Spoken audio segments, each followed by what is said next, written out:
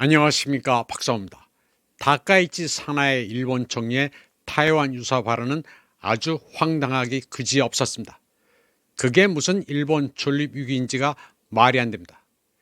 늘 뉴스를 볼 때는 정확한 레퍼런스를 참조해야 합니다.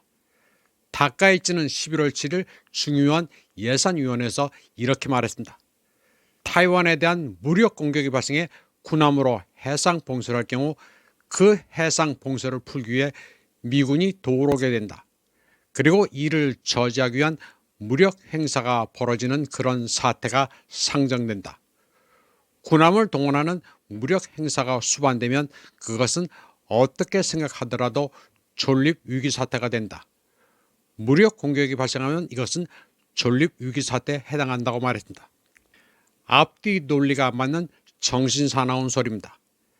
다카이치는 일본판 폰데어 라인입니다. 아베 신조 총리는 그저 타이완 유사는 일본 유사라고 모호하게 말했을 뿐인데 다카이치는 구체적이면서 말이 안 되는 소리를 했습니다. 중국이 타이완 해협을 봉쇄하면 자위대를 출병시킨다는 것인데 일본과 타이완은 집단 방위 조약을 체결한 적도 없습니다. 법적 근거가 아예 없습니다. 미국과는 동맹이지만 타이완과는 아무 관계도 아닙니다. 또 일본 자위대는 전수 방위가 원칙입니다. 그런데 뜬금없이 중국과 전쟁하겠다는 소리입니다. 일본 국민을 전쟁의 위험에 몰아넣겠다는 황당함입니다.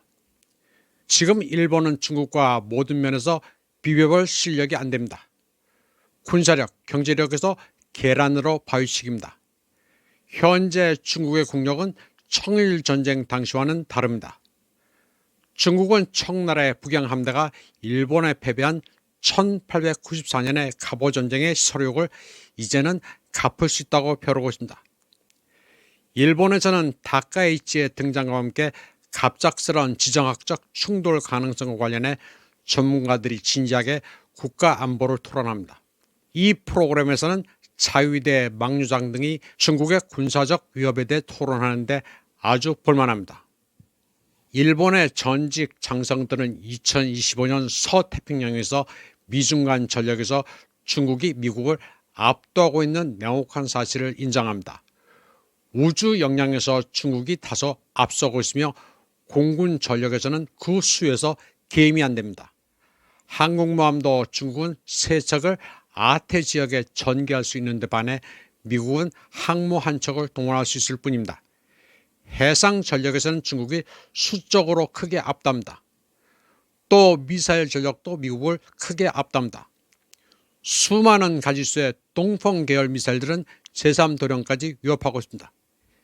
이들 전직 자위대 막류장들은 중국과 러시아, 북한의 위협하에 일본 본토에서 오키나와, 타이완에 이르는 영해를 어떻게 지킬지 고민이 많습니다. 이 사람들은 굉장히 전문적이고 진지합니다. 한국 유튜브 채널처럼 중국 무기는 짝퉁이라느니, 현무5가 핵무기보다 더 강하다느니, K무기가 잭팟을 터뜨렸다느니 하는 말장난은 하지 않습니다. 한국은 교수, 박사라는 사람들의 유사 뉴스가 심각한 문제입니다. 대학에 적을 걸고 교수가 소위 사이버 레커짓을 하는 것은 한국에만 있는 현상입니다.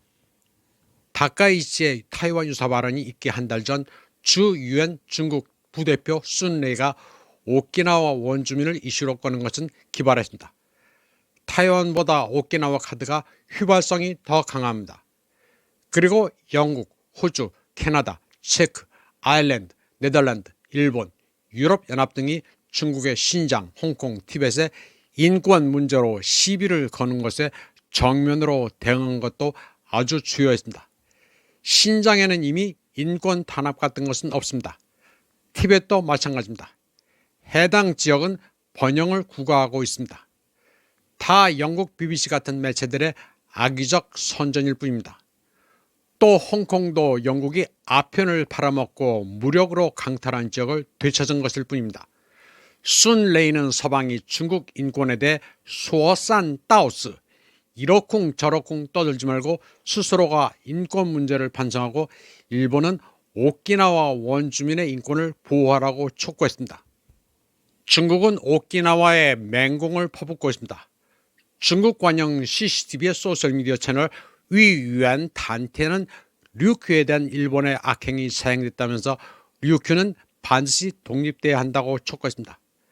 위유엔 단테는 11월 11일 포스팅에서 일본은 19세기 류큐를 병합하면서 네 곳에서 류큐인들의 유골을 훔쳐갔다고 말했습니다. 류큐의 왕실묘인 무무지하나 바꿔도 도구를 피하지 못했다고 말했습니다. 모두 466구의 유골이 도난당해 일본 교토 대학으로 옮겨진 것으로 드러났습니다. 일본 학자들이 오키나와 통치에 도움이 되도록 류큐와 일본이 조상이 같다는 가설을 만들어내기 위해서였습니다. 류큐인이 원주민이 아니라 일본의 야마토 민족과 같은 뿌리라고 주장하기 위한 목적이었습니다. 이 연구를 주도한 키요노 켄 교수는 731 부대 창시자 이시의 스승이었습니다.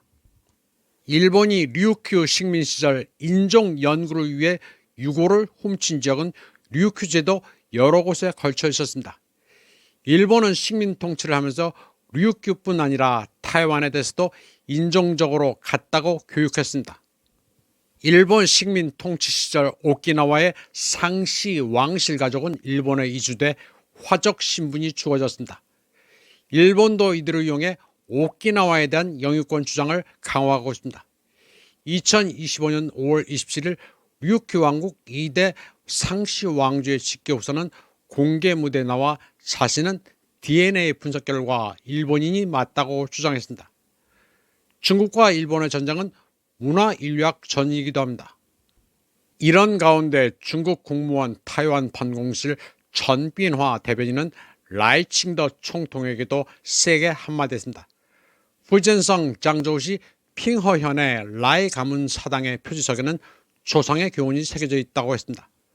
후손들은 효를 다해야 하고 불효는 하늘에 거스르는 것이라고 했습니다. 그러면서 라이칭더에게 이 구절을 읽어주겠다고 했습니다. 라이칭더가 타이완 독립을 부르짖으며 자신은 중국인이 아니라고 하자 근본을 똑바로 하려고 훈계한 것입니다. 라이칭더는 타이완 원주민이 아니라 중화민족이니 통일을 거부하지 말라는 것이었습니다. 조종과 조국을 거부하는 것은 사람의 윤리상 있을 수 없다는 것입니다. 한편 중국 포털 바이두의 유명 블로거 거지엔성도 일본이 영토 분쟁으로 난리 났다고 떠들고 있습니다. 그는 오키나와뿐 아니라 홋카이도도 일본 영토가 아니라고 주장했습니다. 그는 류큐 열도가 역사적으로 중국과 긴밀한 관계를 맺어왔으며 14세기부터 책봉 제도를 통해 안정적인 관계를 유지해왔다고 주장했습니다. 또 류큐 왕국은 상당한 자치권을 누렸고 경제는 조공무역에 의존했다고 했습니다.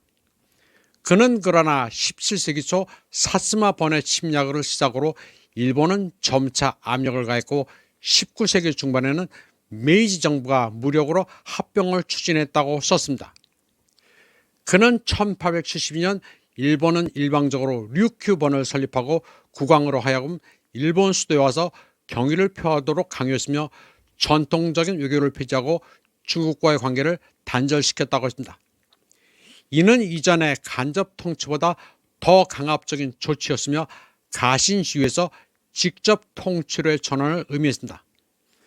그러다 1879년 3월 메이지 정부는 류큐를 정식으로 병합하고 류큐번을 폐지하고 오키나와 현을 설치했으며 저항 세력을 진압하기 위해 군대를 파견했습니다.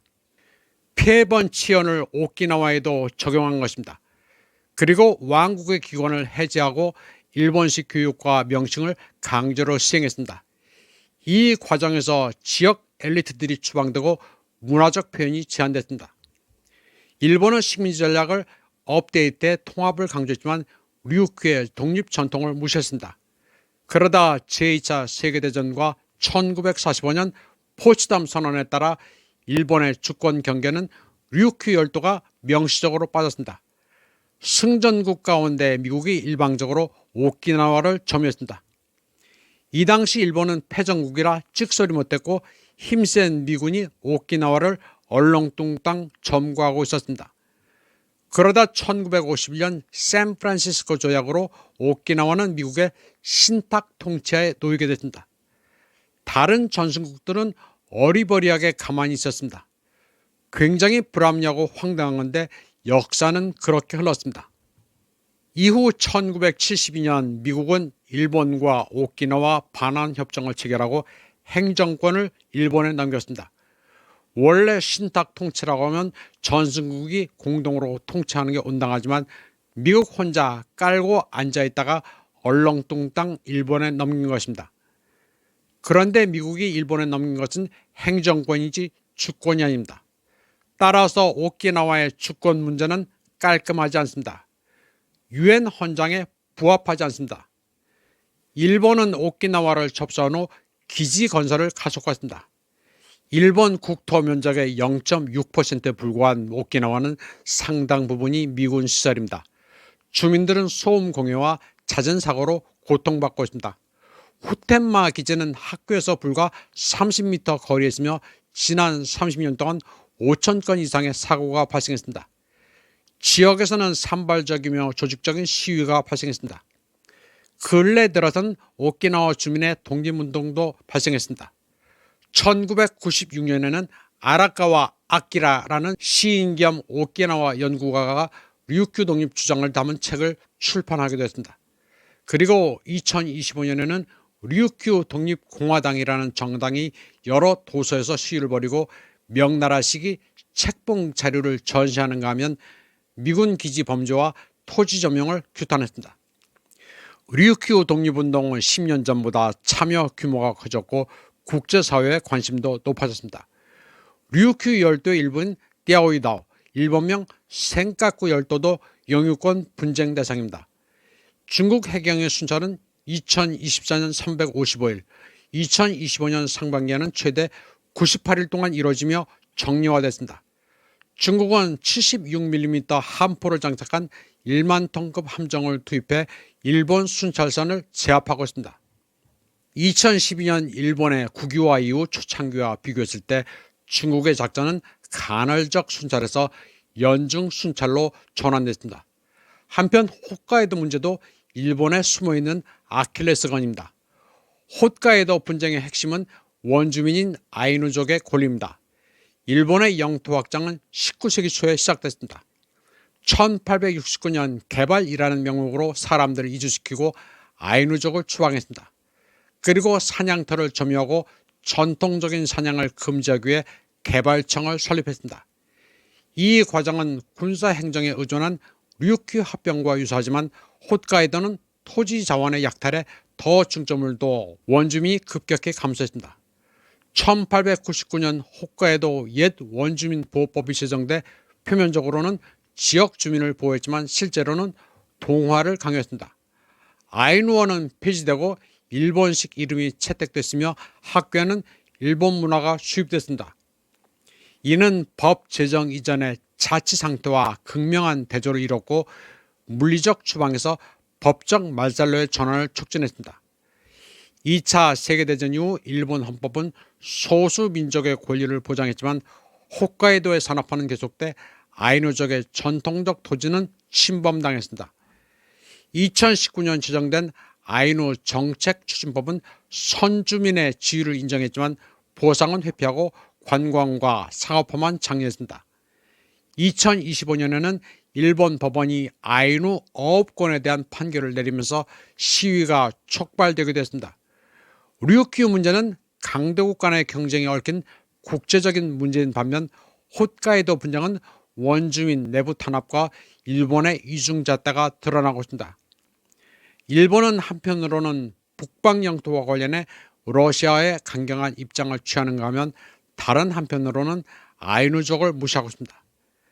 일본은 자국의 고유 영토를 주장하면서도 홋카이도의 식민지 역사를 인정하지 않고 있습니다. 이번 방송은 여기까지 하겠습니다. 시청해주신 여러분 감사합니다.